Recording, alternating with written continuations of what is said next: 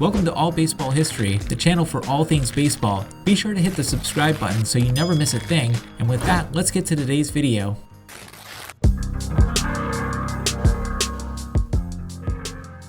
Heading into the 1969 season, the team was optimistic that they could finish somewhere in the middle of their 6-team division, the American League West.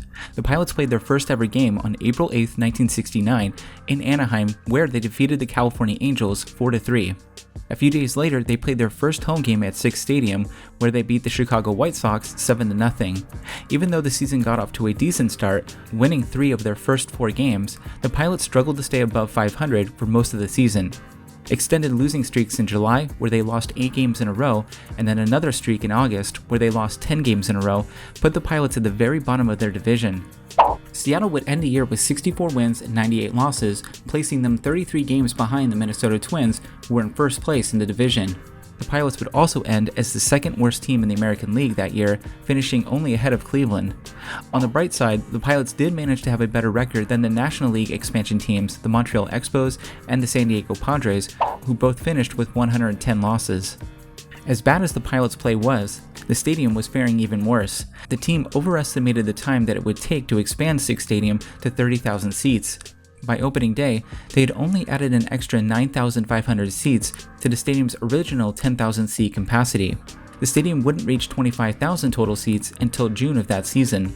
And making matters worse, Selig Stadium also had water pressure issues. Anytime a game had 10,000 or more fans arrive, the toilets would back up and stop working. The low water pressure would force players after the games to have to shower at home or at their hotel. The stadium also featured notoriously bad sightlines for fans with obstructed views of the field. Due to the stadium's ongoing issues, it made it much harder for the first-year Pilots to attract fans. Total attendance that year for Seattle was 677,944, putting the Pilots near the bottom of the league. Out of the 4 expansion clubs, only the San Diego Padres drew less fans to games than the Pilots. With low attendance numbers and mounting issues with the stadium, the Pilots lost hundreds of thousands of dollars in their first year. By the end of the season, it had become clear that Selig Stadium could no longer be used, even as a temporary home. Further complicating things, the Dome Stadium project that had been approved by voters a year earlier hit a snag when local groups complained about the Dome Stadium's proposed site. The initial plans called for the new stadium to be built on top of the grounds of the old 1962 World's Fair, but there were many who felt that the grounds should be preserved. A petition was filed that halted the stadium's progress before construction could begin. This was a huge blow to the Pilots ownership group, who were by this point running out of money and time.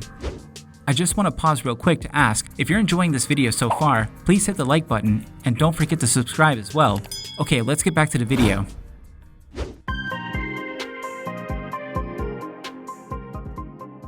With Selig Stadium no longer usable and the Dome project halted for the time being, the Pilots found themselves in a hard place financially. By this point, William Daley refused to put any more money to keep the team going, and so Dewey Soriano began to actively look to sell the team to a new ownership group.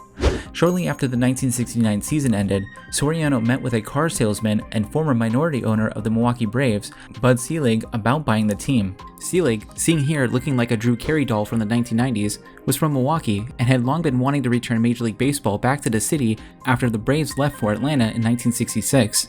Determined to show how Milwaukee could still support a team, Selig set up expansion games between MLB teams at Milwaukee County Stadium between 1967 and 1968. One game between the Chicago White Sox and the Minnesota Twins drew 51,000 fans. The exhibition games in Milwaukee proved to be so successful that the White Sox actually attracted larger crowds in Milwaukee than they did in Chicago. This prompted White Sox owner Arthur Allen to move a handful of White Sox games to Milwaukee for the 1969 season, and those Milwaukee home games were highly attended too, accounting for 1/3 of the White Sox total attendance for that year. However, Selig's hopes to bring a team to Milwaukee were temporarily crushed when Major League Baseball had announced the 1969 expansion cities but did not include Milwaukee. Selig then turned his attention to trying to get an existing franchise to relocate, and he even reached out to Arthur Allen about the possibility of buying the White Sox. Allen had actually agreed to sell the team to Selig, but the other American League owners vetoed the sale and the move, not wanting one of their largest markets in Chicago to only have a National League team. So after the White Sox plan fell through, and when word got out that the Pilots were up for sale, Selig became very interested. As the 1969 season ended, Soriano and Selig continued their discussions about buying the team, and on October 11, 1969, Selig agreed to purchase the Pilots for $13.1 million with the understanding that he would be moving the team to Milwaukee. Once the news broke that the Pilots were possibly relocating, Washington State's two senators, Magnuson and Jackson, as well as the state's Attorney General, Slade Gorton, put pressure on the team's other owners to reject Selig's offer. At the same time, there were offers from local groups as well. A movie theater chain owner in the Pacific Northwest named Fred Dance proposed buying the team for $10 million.